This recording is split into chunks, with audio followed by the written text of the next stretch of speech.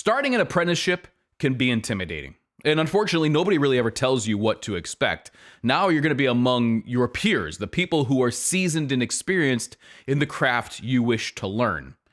And I remember my first day as an electrical apprentice, my first day in the field. Prior to that, I had been a mechanic. So I show up and I have my tool belt on, packed to the gills with every tool that I could have imagined that I would need. Channel lock pliers, adjustable wrench, several different types of screwdrivers.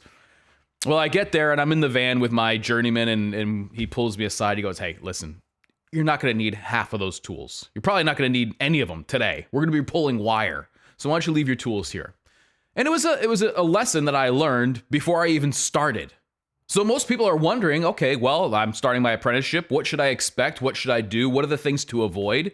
And in this video, I'm going to give you 5 things which really make a rock star apprentice. Now, having been in the electrical industry for over 15 years, I've been on both sides of it, having been an apprentice and having plenty of apprentices of my own, some of which who were rock stars, plenty of which were slugs. So what are the traits that makes a good apprentice and sets you up for a good career in whatever field it is? Mine was electrical, but apprenticeships exist in all different manners of career. So what are the things that really make a rock star apprentice? Well, that's what we're going to talk about. And if it's not enough that my experience, speaks to this, I also polled my Instagram audience and they gave me a bunch of great replies on what makes a good apprentice. As a matter of fact, I saved that story under my profile. So if you want to go and see all those responses, feel free. Number 1 is attitude. Now, this sounds a little cliche. I mean, after all, attitude, blah, blah, blah, blah. But what does that mean exactly? That's what I want to go into.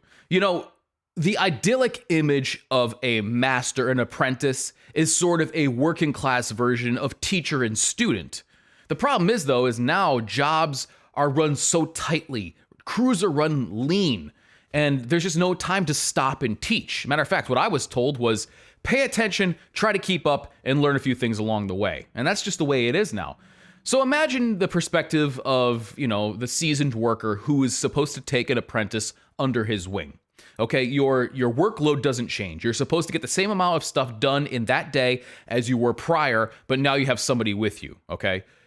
So there's that added, stress to this guy. Now he's got to be responsible for this other person and what they're going to do. Not only that, but hopefully teach them the right things so that they can work on their own. It's a hard undertaking. And I got to say, not everybody is cut out to have an apprentice to teach. So as an apprentice, what's the best thing that you can do?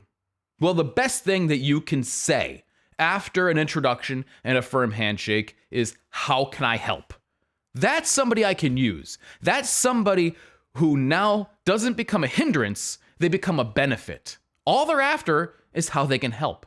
Well, I've got a number of different ways you can help. And there's nothing below you as an apprentice. It really does pay to learn from the ground up. So number 1, attitude. Number 2, leave your phone in your car. Now, this wasn't really a problem when I was an apprentice. After all, flip phones were around, but smartphones really were kind of just starting to come into the market. So there wasn't as much temptation on your phone. And nowadays, I'm guilty of this myself. We check our phones all the time, habitually, and it's not good. It's very, very frowned upon on most job sites. In fact, most job sites nowadays, they have a strict no phones policy. Working on the railroad, they don't allow any cell phones at all. So oftentimes it's to your benefit to just leave your phone in your car, in your lunchbox. You have to know yourself. So if you're somebody who simply can't go very long without checking your phone, checking Instagram, Facebook, your email, well, then just eliminate the temptation altogether.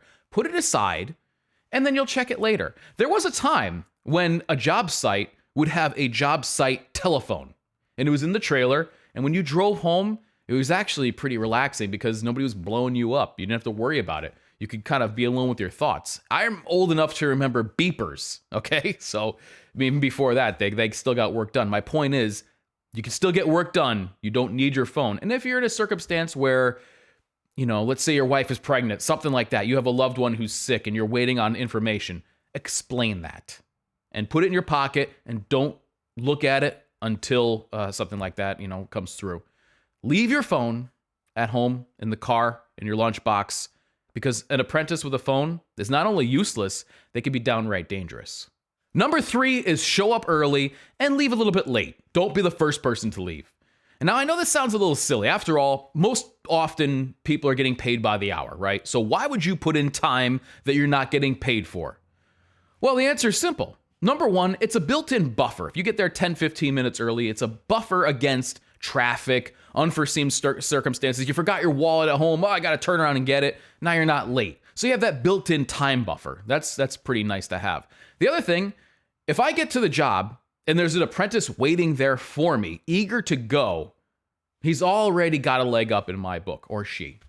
And if they're sitting there waiting with 2 coffees and one's for me, well, now I've got a friend, And all kidding aside, being there a little bit early shows that you're eager to learn, that you take this job seriously, that you're not punching a clock, that when the bell rings or the whistle blows or whatever, you're not just taillights and that's it.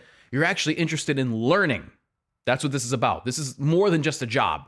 This is going to be your livelihood. So showing up a little bit early, it doesn't take much out of your day. Just adjust for it. And it really does show a big initiative that it's just not common nowadays. And what I mean by staying late is at the end of the day, when there's cleanup going on, when there's tools that have to be put away, when, an area could be swept up, and us electricians are notorious for being slobs, be the first person to say, hey, can I help you with that? Even if it's not expected in your job description. Those little things really do go a long way, and they take very little effort. There's some thing out there which equates staying 10 minutes later at your job to a marked degree of success. And I can't remember what that is. If I could find it, I'll link it. But it does make a big difference. And it's, 15, 20 minutes out of your day. And it really adds up to quite a bit more. Number 4, have patience as an apprentice. You're going to probably get somebody who isn't likely the Mr. Miyagi of whatever craft you're getting into, okay? They're probably looking at you going, all right, what can I use you for? And especially in the very beginning, that's kind of limited, right?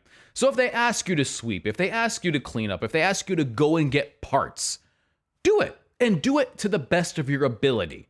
I mean, what's the best way you can sweep a floor? I don't know. But then again, if I take an apprentice and I have him sweep an area and he does a bang up job of it and he comes to me at the end and says, I'm done, what do you got next for me?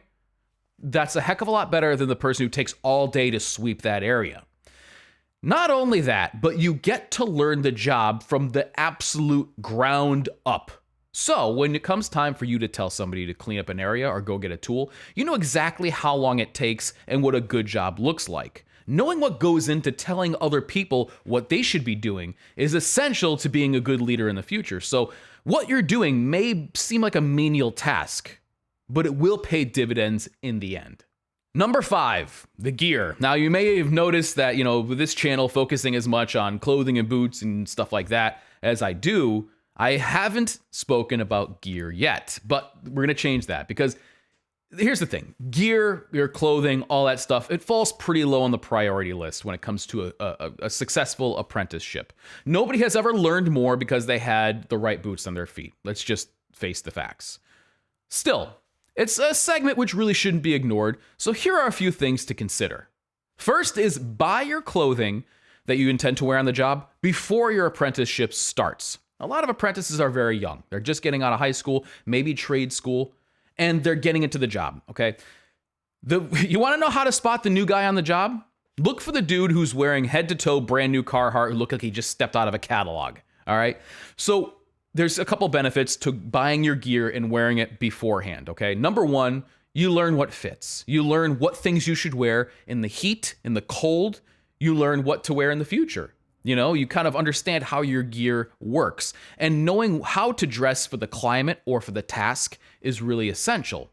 The other side of that is that now you don't look like the brand new guy. So wear your stuff, wash it a couple of times, get familiar with it. After all, you don't want to show up again with, the tags hanging off your tool belt. So wearing your stuff before you go into the job is a good idea. The second part of this is invest in high quality, fundamental tools. You most likely got a list of the tools that you will be needing to do your job. I know I did. And if you didn't, you can ask for this. For us, it's, a a good set of screwdrivers, lineman pliers. Sometimes they'll require you to have your own drill. The company I work for now provides that. So find out what those things are that you need. And don't be afraid to spend the money on good tools. The tools that you use to make your living should be the best that you can afford. Ask any mechanic who's going to be honest with you how much money they have tied up in tools. I guarantee you they'll give you some sort of equivalent like, well, I could have bought a Corvette or I could have bought a house. The Snap-on guy basically owned me when I was a mechanic, but that was told to me at an early age, which is if you're making your living with these tools, get the best you can afford because it really does make a big difference. Don't cheap out on the fundamental tools. Those are the things you want to spend money on. And the third part of this is don't skimp on your boots. Now, this may come of no surprise to people who are familiar with the channel. Has given as many boot reviews as I've done and spoken to the merits of a good pair of work boots, but it really does make all the difference. It's very hard to be eager to learn and resilient on your 8th or 9th hour of work when your feet hurt, okay? Now, I understand at the same time, $500 or $600 is a lot of money to drop on a pair of boots, especially somebody making a beginning apprentice wage. So get the best you can afford. In my opinion, Jim Green is a great brand to start off with. I think they're just over $100 from South Africa. Some really good construction there. They're able to be rebuilt. There's a lot of other brands out there. I won't go into them now, which are good entry level. You know, Red Wing is sort of one of those staples that everybody always speaks to how comfortable they are. Even if you can't get exactly what you want right now, you want a pair of Nix Builder Pros, you want a pair of Westcos, you want a pair of Whites. Eventually you can save up for them. There's the old saying, which is, if you're not in bed, you're probably in your boots, so don't skimp on either. It does ring true.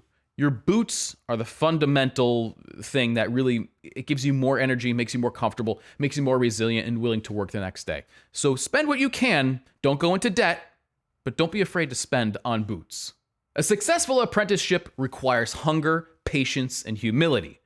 My opinion is that the best approach is to act like nobody owes you a damn thing and nobody cares who you are. You have the unique opportunity to build from nothing. And believe me when I tell you, your reputation follows you. Even if it's not in a small state like Connecticut where I live, your reputation definitely does follow you. So you're going to be known as a slug, or you're going to be known as a rock star, and you're going to have good days and bad. But you got to remember that this is a potential opportunity to build your reputation, which does follow you. So are you going to be one of those apprentices who people are going to say, nah, I don't want him. He's useless. He's a slug.